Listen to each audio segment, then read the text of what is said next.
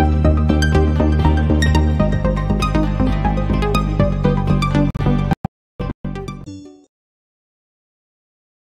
Everyone, नमस्कार। एक बार फिर से आप सभी का बहुत बहुत स्वागत है लोधाई क्लासेस के यूट्यूब प्लेटफॉर्म पर। दोस्तों, बीए फर्स्ट ईयर में नए सब्जेक्ट की एक्चुअली शुरुआत हो चुकी है, हिंदी साहित्य की। और हिंदी साहित्य के अंतर्गत कार्यालय हिंदी और भाषा कंप्यूटिंग वाली सीरीज को दोस्तों हम कंटिन्यू कर चुके हैं, स्टार्ट कर चुके हैं। इस पर एक सेशन अर्थात कि इसका एक भाग हो चुका है और बचे हुए भाग पर आज हम डिस्कस करने के लिए आपके सामने प्रस्तुत है। आइए शुरू करते हैं अपने आज के सेशन की। इसमें ज्यादा टाइम नहीं देंगे क्योंकि ये फर्स्ट लेक्चर का एक दूसरा भाग है, इसलिए डायरेक्टली अपने सेशन पर ही मूव करेंगे। मैं ये मानकर चल रहा हूं कि अभी तक जो भी स्टूडेंट यहाँ पर आए हैं ये पहले वाले भाग को देख करके आए हैं, है ना। और पहले वाले भाग को नहीं देखा हो तो कृपया करके देख लीजिए, ताकि मेरी फालतू की जो एक्स्ट्रा जो बताने की, बार बार चर्चा करने की जो समय है, आप लोगों का भी बचेगा और मेरा भी बच जाएगा, है ना। ये सब पर मैं आप लोगों को बता चुका था। फर्स्ट यूनिट चल रही है और फर्स्ट यूनिट का पहला ही टॉपिक हमने अभी लिया था, जिसमें हम कार्यालय हिंदी के स्वरूप और उद्देश्य पर चर्चा कर रहे थे। लेकिन इसके अंतर्गत कुछ पॉइंट इसमें और भी ऐड किए गए थे। कुल मिलाकर के इन 4 बिंदुओं के माध्यम से हमें ये पूरा कंसेप्ट जो है कवर करना है। सबसे पहले हमने व्याख्या की बात की थी, उसके, है ना, सबसे पहले व्याख्या की बात की थी, जिसमें पूरे विस्तार से हमने इसके पूरे परिचय पर एक प्रकाश डाला, मतलब समझने का प्रयास किया था, पूरे परिचय को समझा। उसके बाद में सेकंड टॉपिक के रूप में हमने देखा था इसका अर्थ, है ना। एक्चुअल में इसका अर्थ क्या होता, कार्यालय हिंदी होती क्या है, इस पे अर्थ पे भी अब मैंने आप लोगों को अच्छा खासा कंटेंट दिया था, है ना। अच्छे खासे कंटेंट के साथ में हम लोगों ने इसकी चर्चा की। थर्ड पॉइंट पर दोस्तों हमने इसमें कुछ आपको परिभाषाएं भी दी थी, 2 प्रकार की परिभाषा, और परिभाषा के आधार पर यह समझाया भी था, है ना, कि किस तरीके से हम कार्यालय हिंदी या कार्यालय को एक सटीक रूप से परिभाषित नहीं कर सकते हैं। सभी परिभाषक जो रहे हैं, जो विद्वान रहे हैं, सभी ने अपने अपने अनुसार इसकी परिभाषा दी है। और इसी कारण से इनके बीच में एक मतभेद बना हुआ है, एक मत अभी तक ये विद्वान नहीं हो पाए, है ना। ये सारी चर्चा हमने इससे पहले वाले भाग में की थी। अच्छा, आज के भाग में, इसका सेकंड भाग में क्या बात करने वाले हैं, तो जो बचा हुआ पार्ट है, 2 पॉइंट हमारे बच गए थे, उस पर हम चर्चा करेंगे। एक पॉइंट है जिस पर अभी हमें बात करनी है कि जिस हिंदी की हम बात कर रहे हैं दोस्तों, इस हिंदी का संविधान में क्या स्थान है ना। संविधान में, हमारे भारतीय संविधान में हिंदी को कौन सा स्थान दिया गया है, मतलब कि हिंदी की क्या विशेषता है, या कहें कि इसकी संवैधानिक स्थिति क्या है, तो उस स्थिति पर हम यहाँ पर आज चर्चा करेंगे। इसके बाद में लास्ट पॉइंट में हम बात करेंगे इसके, अर्थात कि कार्यालय हिंदी के स्वरूप पर, किसका स्वरूप किस प्रकार का है, ठीक है ना। और इस सेकंड भाग के द्वारा ही, या सेकंड भाग के साथ ही आपका ये वाला टॉपिक हो जाएगा पूरी तरह से कंप्लीट। क्लियर है। आइए शुरू करते हैं दोस्तों। शुरू करें उससे पहले ये प्रश्न देख लीजिए आप लोग। इन्हीं प्रश्नों का उत्तर आपको आने वाले दोनों पॉइंट में मिलने वाला है। पहला प्रश्न है, कार्यालय हिंदी का स्वरूप स्पष्ट करते हुए उसके उद्देश्य और क्षेत्रों पर प्रकाश डालिए। एक प्रश्न तो आपका ये बन जाता है, और साथ में बनता है कि हिंदी की संवैधानिक स्थिति का संक्षेप में वर्णन कीजिए, ठीक है ना। तो तीसरे नंबर का अगर ये प्रश्न आता है, तीसरे नंबर का ये प्रश्न आता है, तो आपका सिर्फ इस पॉइंट से आपका ये प्रश्न का आंसर कंप्लीट हो जाएगा। उसके बाद में अगर ऊपर वाला प्रश्न आता है, ऊपर वाला आता है, तो उसमें आप इसको भी इंक्लूड करेंगे, इस संवैधानिक स्थिति वाले पॉइंट को भी इंक्लूड करेंगे, ठीक है ना। चलिए शुरुआत करते हैं संवैधानिक स्थिति की। तो दोस्तों, आप सभी को अच्छे से याद होगा, इतना तो एक सामान्य सी जानकारी वाली कहानी है। सामान्य सी जानकारी की अगर बात करें, सामान्य ज्ञान की अगर बात करें, तो आप सभी को लगभग पता होगा कि भारत में राज्य भाषा के रूप में हिंदी को अपनाया गया था। कब से अपनाया गया था, जब हमारा संविधान लागू हुआ था तब अपनाया गया था, है ना। तो हमारे संविधान निर्माताओं ने, अर्थात कि संविधान बनाने वालों ने हिंदी को एक विशेष भाषा, अर्थात कि राजभाषा का दर्जा दिया था।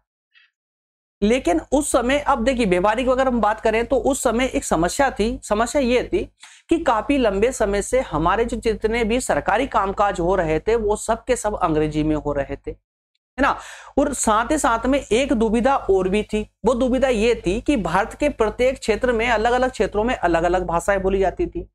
तो उस समय भी स्थिति ये थी कि पूरे भारत में हिंदी को, मतलब हिंदी का परिचय नहीं था, या हिंदी को नहीं समझते थे लोग पूरे भारत में। अगर समग्र भारत की हम बात करें तो आज भी, वर्तमान में भी आप देख लीजिए, लगभग 8 राज्य ऐसे हैं भारत में जहां पर हिंदी अच्छी खासी बोली जाती है ना। जैसे आप राजस्थान को देख लीजिए, उत्तर प्रदेश को देख लीजिए, मध्य प्रदेश है आपका, छत्तीसगढ़ है, बिहार है है ना। इसके अलावा हिमाचल प्रदेश, या इस प्रकार से टोटल 8 राज्य हैं जहां पर हिंदी अच्छे से बोली जाती है। कुछ राज्य ऐसे हैं जहां पर उनकी क्षेत्रीय भाषाएं बोली जाती है, और कुछ राज्य ऐसे भी हैं जैसे दक्षिण के राज्य हैं तो वहां पर उनकी पर्सनल लैंग्वेज है।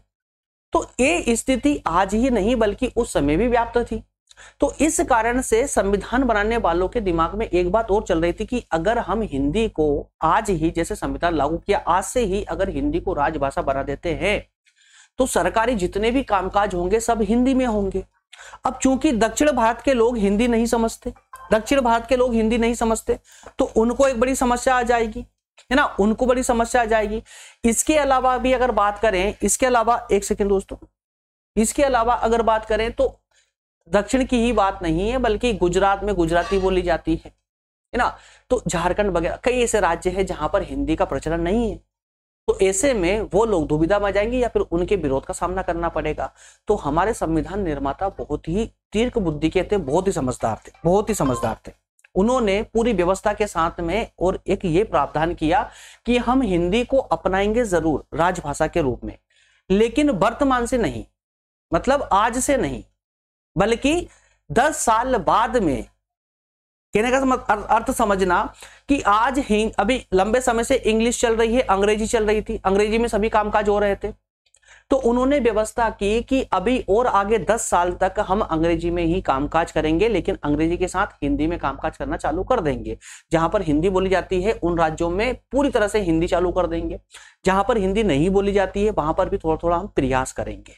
तो इन 10 सालों में ऐसा प्रयास कर लेंगे कि पूरे भारत में हिंदी को हम राजभाषा के रूप में प्रतिष्ठित कर सकें। तो संविधान निर्माताओं ने ये प्रावधान कर दिया था कि संविधान लागू होता है उससे आने वाले 10 सालों के बाद में अंग्रेजी को राजभाषा के पद से हटा करके पूरी तरह से हिंदी को राजभाषा का पद दे दिया जाएगा। लेकिन आगे चल करके जब 10 साल पूरे हुए तब भी हमारे जो भी राजनीतिज्ञ रहे हैं या हमारी जो सरकार रही है वो इतना प्रबंध नहीं कर पाई, इतनी व्यवस्था नहीं कर पाई कि हिंदी को हम पूरी तरह से राजभाषा में कन्वर्ट कर सके। और जब ये मुद्दा संसद में आया भी तो वहां पर कई प्रकार के प्रतिरोध हुए, विरोध हुए, है ना। वही जैसे दक्षिण भारत के लोग हैं, दक्षिण भारत के हैं तो उन्होंने विरोध किया कि हम हिंदी को नहीं समझते तो हिंदी को नहीं करना। मतलब जिन जिन राज्यों में हिंदी नहीं बोली जाती थी उन सभी राज्यों ने इस बात का विरोध किया कि हिंदी को राजभाषा बनाने की बात पर ना। तो इस कारण से आजादी के इतने लंबे समय बाद भी आज भी हिंदी राजभाषा के रूप में प्रतिष्ठित नहीं हो पाई। ये बात ध्यान दीजिएगा आप लोग, है ना। ये छोटी सी कहानी, अभी इसको दिमाग में रखिएगा, है ना, कि संविधान निर्माताओं ने व्यवस्था पूरी की थी लेकिन राजनीतिक प्रतिरोध के कारण हिंदी आज तक हमारी राजभाषा नहीं बन पाई है। आइए अब इस कहानी को आप लिखेंगे कैसे जरा आइए देखिए। क्या होता है दोस्तों, चाहे देश कोई सा भी हो, कोई सा भी राष्ट्र हो, प्रत्येक राष्ट्र की अपनी एक राष्ट्रभाषा होती है और होनी चाहिए। जब प्रत्येक राष्ट्र की अपनी राष्ट्रभाषा होती है तो उसका सम्मान, विश्व स्तर पर उसका सम्मान, उसका गौरव और ज्यादा बढ़ जाता है ना। तो संविधान में कई उपबंध इसके लिए किए गए थे ताकि हिंदी को एक राजभाषा के रूप में प्रतिष्ठित कर दिया जाए। क्लियर है। 1963 में इसी के लिए देखिए संविधान लागू हुआ 1950 में, तो 1950 में यह प्रावधान कर दिया था 1950 में। लेकिन देखिए 13 साल बाद, संविधान लागू होने के 13 साल बाद अधिनियम बनकर के आया और संसद में गया भी। कौन सा अधिनियम? राजभाषा अधिनियम बनकर के आया। कब? 1963 में, संविधान लागू होने के 13 साल बाद। लेकिन अधिनियम बनकर के तो आया पर उसका कुछ भी नहीं हुआ। उसमें फिर दूसरी सरकार आई, उन्होंने देखा कि काफी सारी कमियां इस अधिनियम में, उसमें और बदलाव किए, परिवर्तन किए, चेंजेस किए। तो परिवर्तन करने के दौर में उन्होंने बाद में परिवर्तन किए, तो जो परिवर्तित रूप आया उसका मतलब कि उस अधिनियम में फिर संशोधन किया। कब किया संशोधन दोस्तों? 4 साल बाद फिर संशोधन किया, मतलब कि 1967 में उसका एक और संशोधित रूप लेकर के आए। 1963 में जो अधिनियम बनाया था उस अधिनियम में कुछ चेंजेस करके, कुछ बदलाव करके 1967 में फिर उसको लागू किया। अब अधिनियम आया तो अब कुछ नियम भी आएंगे, है ना, कुछ नियम आएंगे। तो इसी के लिए उसके अगले साल एक संकल्प आया इसको लागू करने के लिए, इस अधिनियम को लागू करने के लिए, जिससे कि हिंदी को राजभाषा का पद प्राप्त हो सके। 1968 में आया और जब ये अधिनियम संशोधित किया गया था उसी वर्ष में नियम बनाए गए इसको लागू करने के लिए, राजभाषा है ना, राजभाषा नियम जिसको कहा गया है।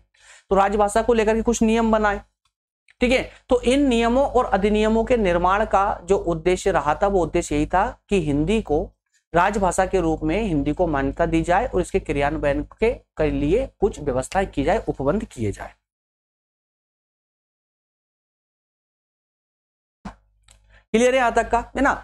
कहानी के रूप में समझते चलिएगा, लेक्चर में समय जरूर लगेगा, लेक्चर थोड़ा सा लंबा हो जाता है क्योंकि हम कहानी की तरह समझाते हैं, इसलिए सीधे सीधे पढ़ करके और मैं आगे निकलता जाऊंगा तो आपको जल्दी सेशन कंप्लीट तो हो जाएगा, आपको समझ भी आएगा, लेकिन लंबे समय तक आप इसको याद नहीं रख पाएंगे।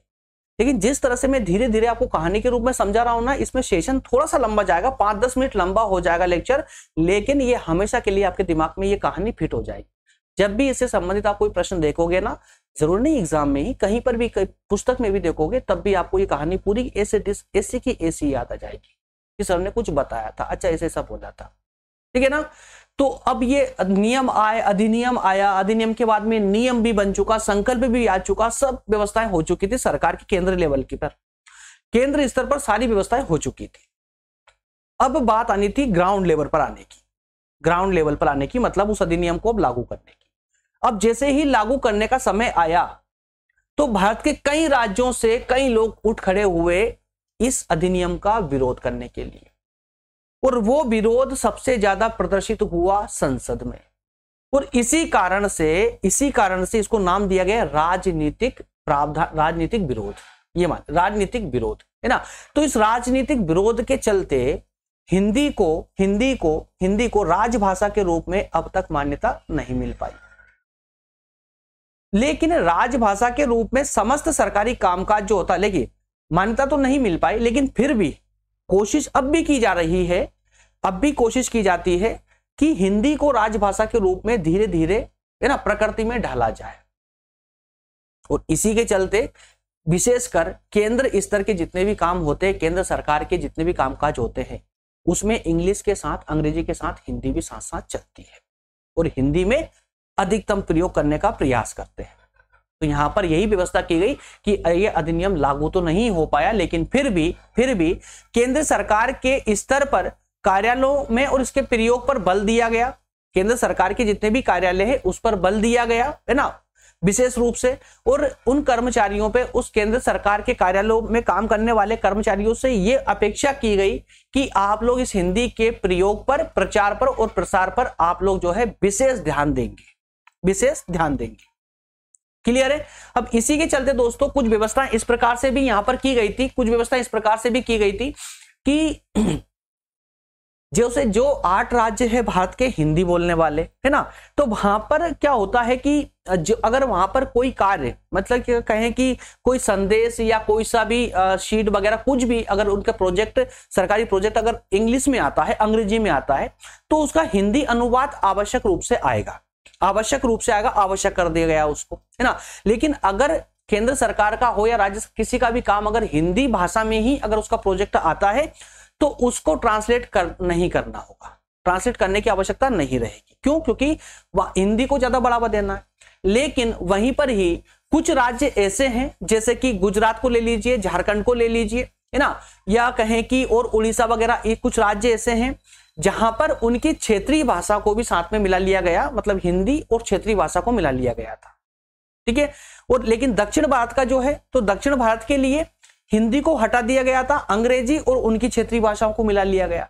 तो इस प्रकार से ये प्रयास पूरे भारत में किया जा रहा है कि धीरे धीरे जो अंग्रेजी का प्रभाव है उसको धीरे धीरे कम करना होगा, है ना, अंग्रेजी के प्रभाव को कम करना होगा। तो आज भी हालांकि प्रयास किया जा रहा है, लेकिन फिर भी उस स्तर पर प्रयास नहीं हो रहा है जिस स्तर पर होना चाहिए था। अन्यथा संविधान निर्माताओं ने सोचा था, उसके लिए तैयारी भी की थी कि 10 साल में अंग्रेजी का प्रभाव समाप्त कर देंगे, अंग्रेजी का स्थान हिंदी ले लेगी।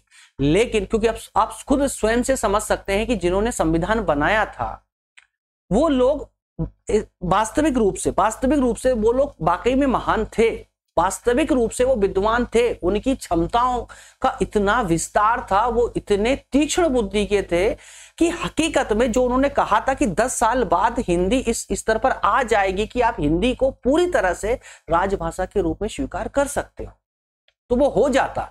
लेकिन चूंकि राजनीतिक परिस्थितियां और राजनीति में फैले हुए भ्रष्टाचार और राजनीतिक हित साधने वाले जिस प्रकार के नेता गद्दी पर आकर बैठते हैं, राजपाट संभालते हैं, उनके कारण से कहीं ना कहीं हमारी संवैधानिक परिस्थिति भी पिछड़ जाती है ना। तो रीजन, कुछ ना कुछ रीजन हमेशा रहता है। तो आज जो हमारे संविधान में लिखा हुआ होने के बावजूद अगर वो व्यवस्था नहीं हो पा रही है तो उसके पीछे उत्तरदायी पूरी तरह से सिर्फ और सिर्फ राजनीति है। राजनीतिक परिस्थितियों को बदलना होगा, तभी कहीं जाकर के ये कार्य हो सकता है ना। और चूंकि अगर पूरे देश में आज चीन को देखिए, आप चीन को देखिए, चीन जब हम आजाद हुए थे तो हमसे कई गुना पीछे था चीन, लेकिन हमारी आजादी के बाद वो हमसे भी बाद में आजाद हुआ। तो सोचिए उसने इस प्रकृति से काम किया, आज हमसे वो 10 गुना ऊपर जाए। उसका दर्जा किसी भी स्तर पर देख लीजिए आप, हमेशा हमसे आगे है वो। कारण है ना, कई सारे कारण है, उनमें से एक कारण है उसकी भाषा। पूरे राष्ट्र में, पूरे चीन में सिर्फ चीनी लैंग्वेज चलती है ना। तो एक बड़ा योगदान होता है भाषा का। हम ये नहीं बोल सकते कि भाषा का कोई योगदान नहीं, भाषा का बहुत बड़ा योगदान होता है इस कार्य में। क्लियर है। तो इसलिए प्रत्येक राष्ट्र की एक राज्य भाषा होना आवश्यक है, ताकि राष्ट्र एक दिशा में कार्य कर सके, पूरा राष्ट्र एक दिशा में सोच सके, एक दिशा में आगे बढ़ सके। उम्मीद करता हूं दोस्तों ये वाला पॉइंट, संवैधानिक स्थिति वाला पॉइंट आपको अच्छे से समझ आ चुका होगा। यहां पर कोई डाउट नहीं होगा, डाउट होता बिल्कुल आप बता सकते हैं, कोई प्रॉब्लम नहीं है ना। चलिए अगला पॉइंट है हमारा कि कार्यालय हिंदी का स्वरूप। कार्यालय हिंदी का स्वरूप मतलब कि इसकी पूरी हिस्ट्री देखेंगे अब हम लोग, पूरी इसकी कहानी समझेंगे। क्या कहानी है जरा आइए, इसको सिर्फ पढ़ना है और समझते हुए आगे बढ़ना है ना। कुछ डिफिकल्टीज नहीं है इसमें। देखिए भाषा का मुख्य उद्देश्य, भाषा चाहे कोई सी भी हो, भाषा का मुख्य उद्देश्य क्या होता है, अपनी बात सामने वाले को के सामने जब हम रखें तो पूरी आसानी से उसको समझ में आनी चाहिए, है ना। तो भाषा का मुख्य उद्देश्य अपनी बात सामने वाले को आसानी से समझाई जा सके। आम लोगों में यह धारणा होती है, यह धारणा है कि हिंदी का प्रयोग कठिन होगा। आम लोगों में जो हिंदी को राजभाषा के रूप में स्वीकार नहीं करते हैं, उनका ऐसा मानना है कि हिंदी का प्रयोग कठिन है, क्योंकि उनको हिंदी नहीं आती है इसलिए वो बोलते हैं हिंदी का प्रयोग कठिन है।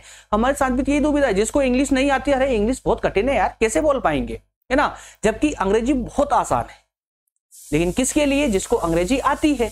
सेम फंडा है, जिसको हिंदी नहीं आती है उसके लिए हिंदी बहुत कठिन है। और उसने डरा हुआ कहां से, वो हिंदी से। हिंदी के कई रूप है, मैंने पिछले सेशन में चर्चा भी की थी, आप लोगों को बताया भी था। हिंदी के कई रूप है, आसान भी है, मध्यम भी है, कठिन रूप भी है। और सबसे ज्यादा जो कठिन रूप देखने को मिलता है हिंदी का, वो मिलता है हमको साहित्यों में, जैसे कि हमारे वेदों की हिंदी, है ना, ग्रंथों की हिंदी टफ पड़ती है, कठिन पड़ती है भाई, है ना। तो आम लोगों की ये धारणा बनी हुई कि हिंदी का प्रयोग कठिन है, क्योंकि उन्होंने साहित्यिक हिंदी को देखा है, साहित्यिक हिंदी को देखा कि साहित्यिक हिंदी काफी कठिन होती है। और यदि इस हिंदी का प्रयोग आम पत्राचार में अगर किया जाए तो समझने में काफी कठिनाई आएगी। शायद इसी कारण से लोग हिंदी को अपनाने से कतरा रहे हैं। बिल्कुल सही बात है। तो इस समस्या के समाधान के लिए भारत सरकार राजभाषा विभाग द्वारा आसान हिंदी के प्रयोग पर बल दे रही है। आसान हिंदी का अर्थ है स्थानीय और आम बोलचाल की भाषा। समझिएगा, आसान हिंदी कौन सी है, जिस हिंदी का प्रयोग, जिस हिंदी में मैं आपको समझा रहा हूं, क्या ये हिंदी टफ है, कोई टफ नहीं है। क्यों, क्योंकि ये आम बोलचाल की भाषा है। तो इस आम बोलचाल की भाषा का ही हिंदी के रूप में प्रयोग करना, आम पत्राचार में प्रयोग करने पर सरकार बल दे रही है, ताकि आसान हिंदी को आसानी से समझा जा सके, उसका प्रचलन थोड़ा तीव्र गति से बढ़ सके, ठीक है ना। तो कई बार देखा गया है कि अंग्रेजी में प्राप्त पत्रों को हिंदी में अनुदित मतलब कि अनुदित करवाने या अनुवाद करवाने की आवश्यकता पड़ जाती है। कई बार क्या देखा, हमेशा आवश्यकता पड़ती है। अंग्रेजी में कोई पत्र है तो उसको हिंदी में अनुवाद करवाने की आवश्यकता पड़ती है ना। सरकारी कामकाज का बता रहा हूं, सरकारी कार्यालयों में कामकाज के लिए। तो अनुवाद करते समय अधिकतर क्या होता है, जो अधिकांश जो अनुवादक होते हैं, जो अनुवाद करते हैं ना, वो क्या करते हैं, शब्दों का अनुवाद कर देते हैं। शब्दों का अनुवाद कर देते हैं। और शब्द अनुवाद के कारण क्या होता है, अर्थ का अनर्थ हो जाता है। शब्द अनुवाद के कारण उन शब्दों में जो उसकी भाव छुपे हुए थे, जो उसके विचार छुपे हुए थे, तो भाव और विचार नहीं दिखते हैं, मतलब उस अर्थ का अनर्थ हो जाता है। शब्दानुवाद मतलब सिर्फ शब्द का अनुवाद, शब्द का मात्र अनुवाद करने से, है ना। तो शब्द अनुवाद के कारण क्या होता है, उस विषय का जो मूल अर्थ होता है ना, वो आसानी से समझ नहीं आता। ऐसे में यह सलाह दी जाती है कि भावानुवाद किया जाए। भाव अनुवाद किया जाए मतलब कि उस शब्द का अर्थ अनुवाद करने के साथ ही साथ में उस शब्द में छुपे हुए भाव का भी अनुवाद होना चाहिए, है ना। उस भाव का भी अनुवाद होना चाहिए, है ना। तो दिए गए अंग्रेजी पाठ के मूल तथ्य को प्रदर्शित किया जाए। इसके लिए क्या करना होगा आपको, जैसे कि जब आप अंग्रेजी से हिंदी में ट्रांसलेट कर रहे हैं, अनुवाद कर रहे हैं, तो पूरा एज इट इज मत कीजिए यार, है ना, एज इट इज मत कीजिए, है ना। जैसे कि अगर मान लो कि कहीं पर अंग्रेजी में रेल लिखा हुआ है, तो आप उसको हिंदी में ट्रांसलेट करके और लोहपथगामिनी लिख दोगे, तो क्या होगा, हास्यपद बन जाएगा वो आपका अनुवाद। तो कुछ शब्द ऐसे हैं जिनको ट्रांसलेट करने की आवश्यकता नहीं है। जैसे कि अंग्रेजी का रेल है, तो उसको रेल ही कर दीजिए, ट्रेन कर दीजिए, चल जाएगा, उसको उसी में कर दीजिए। हिंदी के रोम उसमें लिख दीजिए, हमारी जो हमारी लिपि है उसमें लिख दीजिए, है ना, नागरी लिपि में लिख दीजिए, उसको चलेगा, वो कोई प्रॉब्लम नहीं है। अंग्रेजी में मत लिखिए, लेकिन उसको उसी रूप में रहने दीजिए। तो यहां पर यही कहने का प्रयास किया जा रहा है कि शब्दानुवाद के साथ साथ भावानुवाद करने का प्रयास किया जाए। भावानुवाद के लिए जरूरी है, मतलब कि उस लैंग्वेज को आसान बनाने के लिए आवश्यक है कि जो शब्द अंग्रेजी के अनुवाद करने योग्य नहीं है, उनको उसी प्रकार से उसी रूप में पटक दिया जाए, वहीं पे बस उनकी लिपि को परिवर्तित कर दिया जाए, लिपि को चेंज कर दिया जाए, मतलब मूल तथ्य, है ना। जैसे कंप्यूटर को कंप्यूटर ही लिखा जाए, है ना, संगणक वगैरह नहीं लिखा जाए। क्लियर है, ताकि उसे समझने में आसानी हो और उसके अनुरूप पत्राचार किया जा सके। इज इट क्लियर ना। एक कहानी है, बस कहानी पढ़ रहे हैं हम लोग और कहानी समझ आएगा, ठीक है ना। तो इन सब के अलावा कार्यालयों में एक बात और बहुत ज्यादा प्रचलित है। सरकारी कार्यालयों में क्या प्रचलन में है, नोटिंग। क्या होता है नोटिंग, क्या होता है ये, तो नोटिंग को समझिए। सरकारी कार्यालयों में कोई भी काम होता है तो फाइल पर टिप्पणी किए बिना नहीं होता है। फाइल पर टिप्पणी मतलब ऐसा नहीं है कि फाइल रखी हुई है ना, और उठाया, उसका कोई भी अधीनस्थ वगैरह आया और उसने काम करना चालू कर दिया, ऐसा नहीं होता है। बल्कि वो कोई भी काम करता है ना, कोई किसी भी कार्य को लेता है, तो वो पहले प्रदर्शित करता है, दिखाता है कि उसे उसके उच्च अधिकारी के द्वारा निर्देशित किया गया है ये कार्य करने के लिए, है ना। तो वो स्वयं कार्य नहीं कर रहा है, बल्कि कार्य कौन कर रहा है, उसका उच्च अधिकारी। मतलब उस कार्य के लिए कौन रिस्पॉन्सिबल होगा, उच्च अधिकारी, उससे बड़ा अधिकारी रिस्पॉन्सिबल होगा, क्योंकि उसने ये काम दिया उसको करने के लिए। इसी को कहते हैं नोटिंग। तो प्रत्येक जो अधीनस्थ अधिकारी होता है, अधीनस्थ कर्मचारी होता है, वो कार्य करने से पहले फाइल पर टिप्पणी करता है। क्लियर है। तो ये जो है अंग्रेजी में इसी टिप्पणी को, नोटिंग ही कहा जाता है, इसकी, है ना, नोटिंग कहा जाता है ना। क्लियर है। तो उसकी बात पर उच्चाधिकारी द्वारा तदनुसार उच्च अधिकारी द्वारा उसी अनुसार कार्य करने का अनुदेश दिया, मतलब उसको ऑर्डर दिया जाता है। तो कार्यालय के पत्राचार का यह प्रथम सोपान होता है, पहला चरण होता है। कार्यालय के कामकाज का पहला चरण होता है ना, काम करने से पहले उसको नोटिंग करना, अपने उच्च अधिकारी को नोटिंग करना। और कार्यालय हिंदी एवं अंग्रेजी में यदि हम अंतर को देखने का प्रयास करें, तो सदा यह सलाह दी जाती है कि आसान हिंदी का प्रयोग करें, आसान हिंदी का प्रयोग करें। इसके लिए आपके मन में जो विचार आता है या जो आपको कहना है, उसे साफ एवं स्पष्ट शब्दों में प्रस्तुत करना चाहिए, साफ एवं स्पष्ट शब्दों में प्रस्तुत करना चाहिए। राजभाषा अधिनियम के उपबंधों के अनुसार हिंदी में प्रस्तुत किए गए मसौदे के लिए कोई भी अधिकारी उसके अंग्रेजी अनुवाद की मांग नहीं कर सकता, अंग्रेजी अनुवाद की मांग नहीं कर सकता। अगर आपको हिंदी में कोई प्रोजेक्ट प्राप्त हुआ है, तो आप उसके अंग्रेजी अनुवाद की मांग नहीं कर सकते। हालांकि प्रयास, मैंने बताया ना कि कुछ प्रयास किए जा रहे हैं सरकार के द्वारा हिंदी को बढ़ावा देने के लिए, प्रचलन में लाने के लिए। अब अनुवाद की प्रक्रिया में हमेशा व्याकरणिक शुद्धियों का ध्यान रखना पड़ता है, ठीक है ना। व्याकरणिक शुद्धियों का जब भी अनुवाद किया जाता है तो व्याकरण का विशेष ध्यान रखना पड़ता है भाई। यदि थोड़ी सी अशुद्धि हो जाए तो अर्थ का अनर्थ होने में देर नहीं लगती है। हिंदी में लिखने का सबसे बड़ा फायदा क्या होता है कि वाक्य संरचना में जब हम वाक्य को लिख रहे होते हैं, उस समय अगर शब्द थोड़े बहुत आगे पीछे हो जाए तो उस वाक्य का अर्थ नहीं बदलता है। है ना, उस वाक्य का अर्थ नहीं बदलता है। लेकिन अंग्रेजी में आप एक शब्द को इधर से उधर कर दीजिए, पूरा अर्थ उसका बदल जाएगा, पूरा अर्थ बदल जाएगा। तो हिंदी का यही फायदा है कि आप किसी भी प्रकार से लिख सकते हो। क्लियर है? तो ऐसे में हिंदी में सरकारी काम अत्यधिक आसान होता है, बस मन का डर दूर करके और प्रयास करने की आवश्यकता है। क्लियर है? बस इतना भी अगर आप स्वरूप, उद्देश्य और क्षेत्र वाले कंसेप्ट में लिख देते हैं तो आपका आंसर हो जाता है कंप्लीट। अगला सेशन जो दोस्तों हमारा होगा वो होगा कार्यालय हिंदी और सामान्य हिंदी, दोनों में अंतर और समानता, दोनों पर फोकस करेंगे। ज्यादा लेंदी नहीं होगा, एक ही सेशन में ये वाला टॉपिक भी कंप्लीट हो जाएगा। थोड़ा सा हम कोशिश करेंगे कि स्पीड से सेशनों को आगे बढ़ाएं। क्लियर है दोस्तों? जो नए स्टूडेंट है, मैं फिर से रिपीट कर रहा हूं आप लोगों के लिए, जो भी स्टूडेंट हमारे साथ प्रॉपर तरीके से पढ़ना चाहते हैं वो हमारे व्हाट्सएप ग्रुप को ज्वाइन कर सकते हैं, टेलीग्राम ग्रुप को ज्वाइन कर सकते हैं लोधाजी क्लासेस नाम से, इंस्टाग्राम पे फॉलो कर सकते हैं, फेसबुक पर, ट्विटर पर, कहीं पर भी सब जगह लोधाजी क्लासेस।